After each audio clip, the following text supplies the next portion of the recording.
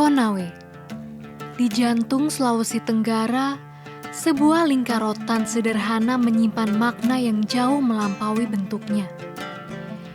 Ia bukan sekedar simbol, ia adalah hukum, kehormatan, dan ikatan hidup masyarakat Tolaki.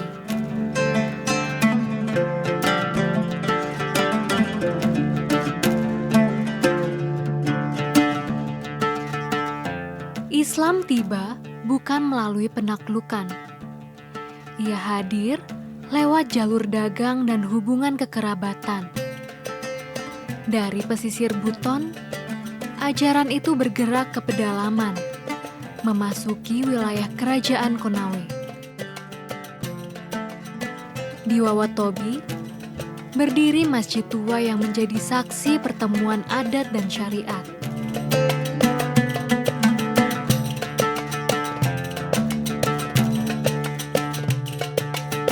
Dalam tradisi Tolaki, Kalosara adalah sumber legitimasi sosial. Ia hadir saat sengketa terjadi, ketika pernikahan disahkan, atau saat kehormatan dipertaruhkan. Setelah Islam berkembang, nilai keadilan, musyawarah, dan perdamaian menemukan ruangnya dalam adat. Prinsip urf dalam hukum Islam mengakui adat selama tidak bertentangan dengan syariat. Di Konawe, Kalosara menjadi wujud nyata dari kaidah itu. Adat dihormati, syariat ditegakkan. Untuk memahami bagaimana lingkar ini menjaga keseimbangan masyarakat, kita mendengar suara mereka yang merawat warisan ini.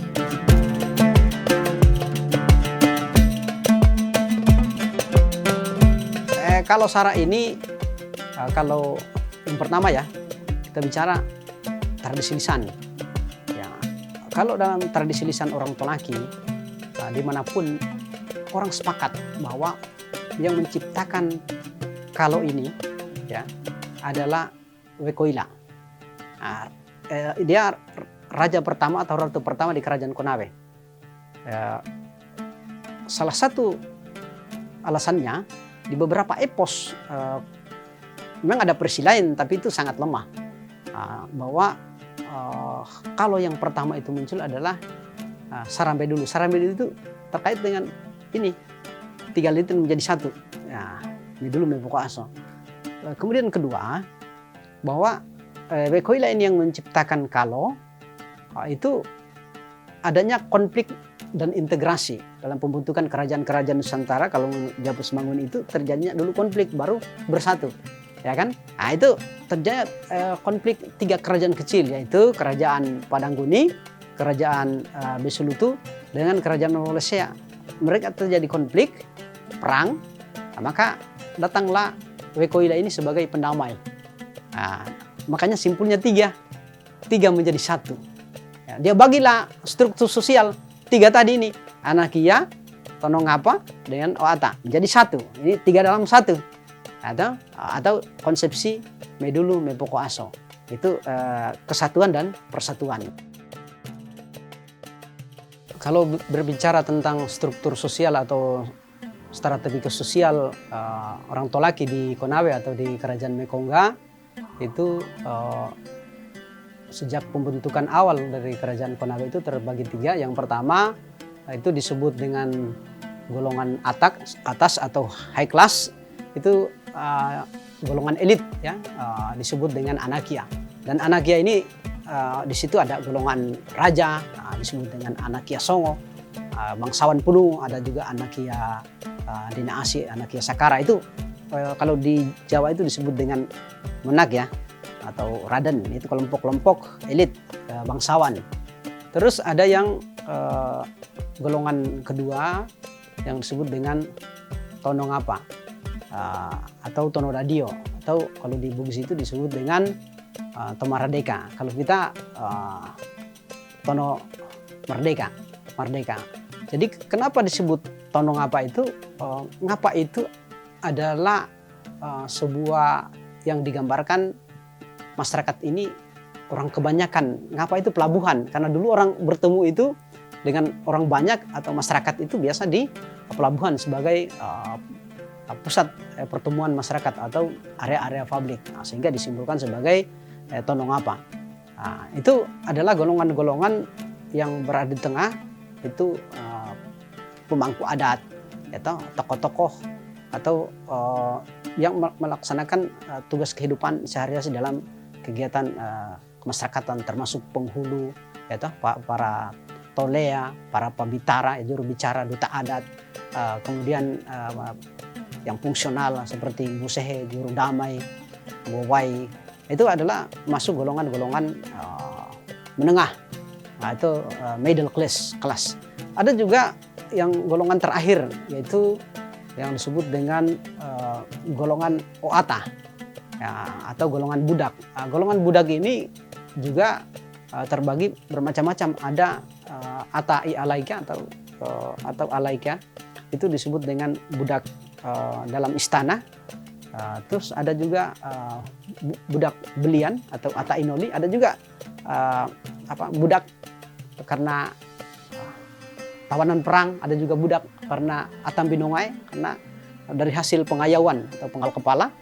Nah, macam-macam. Ada juga yang disebut dengan atam biniata, atau memang turunannya secara berkesinambungan itu adalah budak. Nah, itu disimbolkan dalam kalo. Nah, ini 3. Banyak tafsirnya, tapi yang berkaitan dengan pertanyaan tentang struktur sosial masyarakat itu, makanya ini 3 lilitan, yaitu simbol anakia atau bangsawan, terus Tonongapa, dan oata. Nah, ini semua disatukan, dililitkan menjadi satu, simpul. Nah, jadi semuanya harus taat kepada Kalosara, karena memang Kalosara ini sebagai sebuah regalia itu adalah bentuk simbolisasi dari masyarakat, dari alam yang berkaitan dengan kosmis maupun berkaitan, bahkan itu juga dalam struktur yang disebut dengan kingship. 3 dalam lilitan kalo ini adalah menyimbolkan sebuah state. Nah, dan itu struktur tadi itu 3, baik itu golongan anakia, golongan Tonongapa maupun golongan ata, itu disatukan menjadi adalah masyarakat dalam sebuah kerajaan atau wonua dalam konsep orang Tolaki. Nah, sama dalam lingkaran 3 ini adalah konsep kingship keluarga. Jadi itu adalah konsep wonua kerajaan Kamokolea. Nah, dalam 3 kalau juga ini adalah kingship dalam keluarga. Ada disebut dengan ayah atau ama, ada ibu atau oina atau bae, terus ada yang disebut dengan oana atau anak. Nah, disatukan menjadi satu keluarga yang disebut dengan rabu atau rumpun.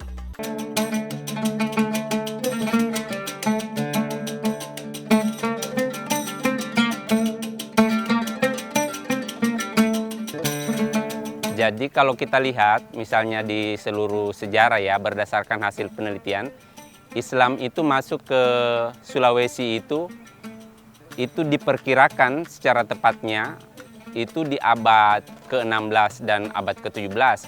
Meskipun beberapa kemudian periwayat dan beberapa kemudian informan itu mengatakan sebelumnya itu sudah ada orang Islam masuk lewat kemudian jalur-jalur perdagangan. Sedangkan pada saat abad ke-16 ke-17 itu sudah masuk ke dalam level pemerintahan, termasuk di kerajaan itu sudah mulai menganut paham-paham keislaman seperti itu. Jadi dia masuk lewat perdagangan sekitar abad ke-15, kemudian resminya diakui oleh kerajaan pada waktu itu di abad ke-16 dan ke-17. Dan itu nanti mempengaruhi sistem adat yang sudah ada. Nah, dalam hukum Islam sendiri kan kita mengenal ada urf. Ketika kemudian Islam masuk, maka terjadi akulturasi besar-besaran. Dan proses akulturasi itu nantinya menjadikan sentuhan nilai Islam itu mewarnai itu sistem adat yang ada. Termasuk Kalosara itu. Kalau kita lihat misalnya Kalosara itu erat kaitannya dengan sistem nilai, sistem hukum. Di dalam Islam juga urf itu, kalau kita belajar misalnya ilmu usul fikih itu ada al-adatul muhakkama. Adat itu bisa menjadi hukum. Sehingga ketika Islam datang di sini tanpa kemudian kekerasan, tanpa kemudian pemaksaan, dia terjadi akulturasi secara alami dan kemudian jalan bersama. Jadi akulturasi antara kemudian Kalosara dengan Islam itu diperkirakan terjadi di abad ke-16 dan abad ke-17. Di mana ketika kemudian para pendakwa-pendakwa itu menggunakan pendekatan yang lebih bijak itu, karena dalam Islam itu kan ada kaidah al-urf, al-adatul muhakkamah. Adat itu bisa jadi hukum, bisa jadi sumber hukum, dan Kalosara itu langsung kemudian dimasukkan dalam bagian integral dalam pengembangan keislaman. Kalau kita melihat ulama-ulama terdahulu itu, mereka ingin menjadikan budaya itu sebagai sarana untuk melakukan nasrul fikr, penyebaran agama lebih cepat. Sehingga kaidah yang tercipta nantinya itu, agama itu harus jalan bareng dengan kemudian budaya. Agama menjaga budaya supaya tidak menyimpang. Meskipun nanti kalau kita temukan di awal-awalnya itu ya ada beberapa hal yang kemungkinan menurut sebagian peneliti itu agak bertentangan. Tetapi agama ini membutuhkan kemudian budaya untuk menyebar secara cepat. Agama melindungi budaya supaya tidak menyimpang, tetapi budaya ini membantu agama supaya menyebar secara cepat. Kita melihat kemudian misalnya di awal-awal kerajaan itu, seluruh peneliti menisbatkan itu salah seorang raja namanya Raja Lakidende, merupakan salah seorang raja sekaligus seorang agamawan yang bisa kemudian mengawinkan antara budaya dengan agama. Periode Lakidende, bagaimana Islam itu diterima, kemudian raja memiliki sebuah kebijakan yang pertama menerima secara resmi agama Islam di Konawe, raja dan rakyatnya. Itu pertama melarang babi. Kemudian bagaimana sistem pemakaman yang sebelumnya itu sistem soronga atau kayak seperti erong ya di Toraja, dimasukkan dalam sebuah peti mati berbentuk perahu. Jadi setelah masuknya Islam, jadi dikuburkan secara Islam. Ya, kemudian adanya upacara-upacara seperti bersanji atau akikah ya, potong rambut. Nah, itu adalah sebuah negosiasi antara ketemunya antara budaya Islam dengan budaya Tolaki. Dan itu kita lihat dari upacara-upacara yang hadir dari misalnya makanan, benda-benda yang hadir itu adalah bagian dari budaya. Terus ada pelaksanaan Manggilo. Manggilo itu proses pengislaman. Jadi ada sebuah upacara bagi seorang anak secara resmi diislamkan. Ya termasuk dirangkaikan juga dengan hatam Qur'an. Nah, itu adalah proses bagaimana Islam itu diterima di dalam masyarakat.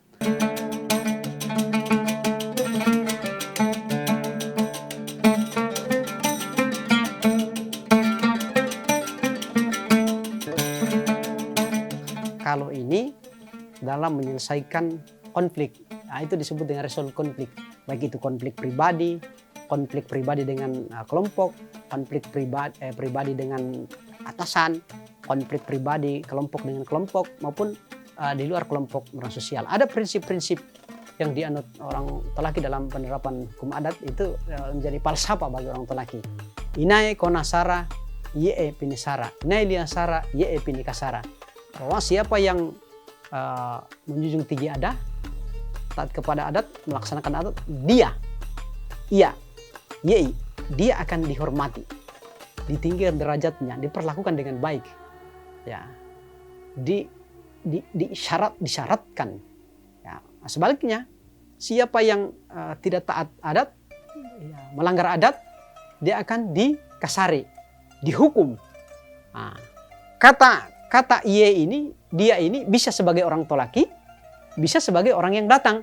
Karena dalam masyarakat hukum adat itu ada yang disebutkan wilayah hukum adat. Itu disimbolkan dalam bentuk siwole. Siwole tadi ini. Ya, hukum adat ini adalah ini kalau sebagai benda dan kalau sebagai sistem pengetahuan hukum bagi orang Tolaki. Di situ ada ada larangan, ya toh? Di situ ada sanksi atau hukuman, ya toh? Dia melanggar, dia dihukum. Nah, kemudian kalau juga itu sebagai sebuah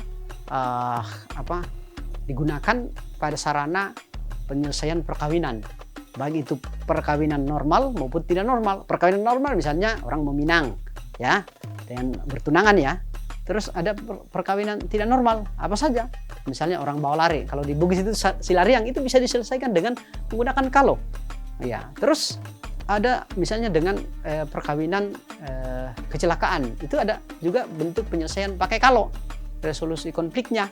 Ada juga bahkan orang misalnya umu api atau umu engwi, misalnya mengambil istri orang atau suami orang, itu disebut dengan penyelesaian dengan menggunakan kalo. Kemudian kalo juga digunakan ini sebagai memberikan informasi, komunikasi budaya. Orang kalau mau mengundang, ya itu pakai kalo, itu apapun, ya, tentu berbeda tingkatannya, itu mengundang kepada pejabat. Kalau yang digunakan ukuran 45 cm yang lebih besar, lolos bahu. Bupati, gubernur, atau orang-orang yang punya kedudukan seperti ketua lembaga adat atau ya tokoh adat yang karismatik. Terus misalnya golongan camat, itu digunakan ya diameter 40 yang bersangkut di sini, yang lebih ukurannya sedang, sampai ke desa. Tapi sesuai keputusan Dewan Pengurus Pusat Lembaga Adat Tolaki bahwa kalau dulu banyak macamnya. Kalau ya termasuk juga ada khusus kalau untuk budak. Itulah saya bilang bahwa orang Tolaki itu struktur sosialnya sangat ketat, ya. Terus kalau juga ini digunakan dalam hal orang pada saat misalnya berduka kematian. Jadi itu ada di samping upacara penguburan bagi orang Tolaki, dengan itu pengkabaran orang meninggal, obea. Kalau orang meninggal digunakan itu model kain dari kain kasa dibentuk seperti orang-orangan, itu simbol kematian, ya toh? Terus kalau orang mau menikah, itu simbol yang hadir itu adalah di dalam wadah itu adalah siri dan pinang. Dia siri dan pinang itu simbol nilai kekerabatan bagi orang Tolaki. Ya, itu simbol kekerabatan.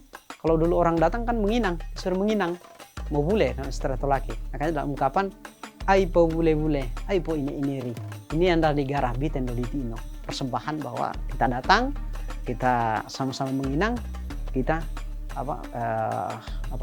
bertemu. Itu. Kemudian kalau juga ini digunakan untuk bagaimana memberikan pengampunan kepada orang-orang yang melanggar, ya. Misalnya menabrak secara tidak sengaja, ataupun menghina, ataupun berkaitan dengan pelanggaran pidana adat maupun perdata adat, ya. Itu di mana. Jadi bulan Ramadan ini bagi tradisi orang Tolaki disebut bulan puasa, bulan Moroha, bulan suci.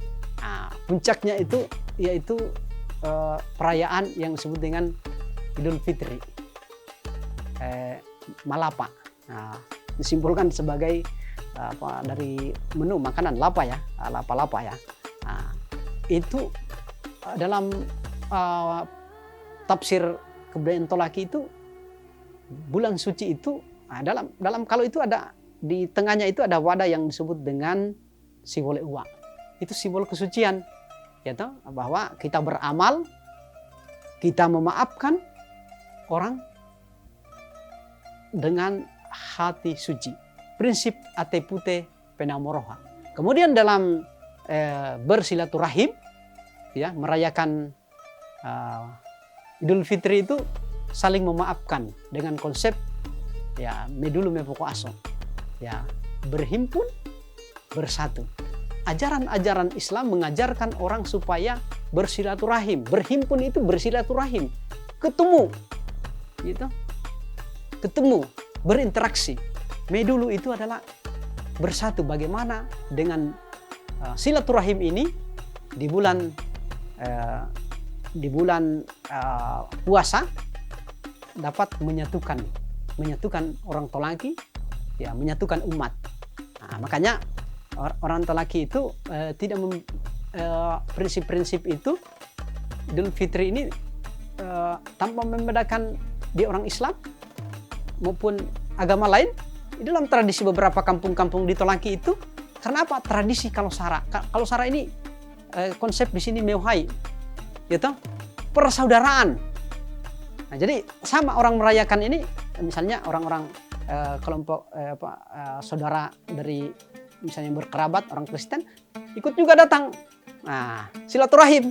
Nah, sama kalau Natal ya keluarga orang Tolaki yang Islam datang juga bersilaturahmi kepada orang Kristen. Jadi di dalam kalau ini ada yang disebut dengan nilai-nilai toleransi dalam prinsip-prinsip kesatuan, dalam prinsip-prinsip kekeluargaan dan kekerabatan. Kenapa? Yang menyatukan mereka ini keluarga.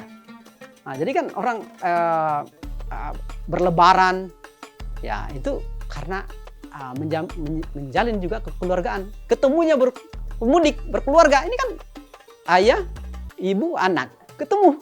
Nah, jadi dalam tafsir saya bahwa kalau mengandung nilai-nilai keislaman, nilai-nilai persatuan yang itu memiliki relevansi dengan nilai-nilai Islamisasi.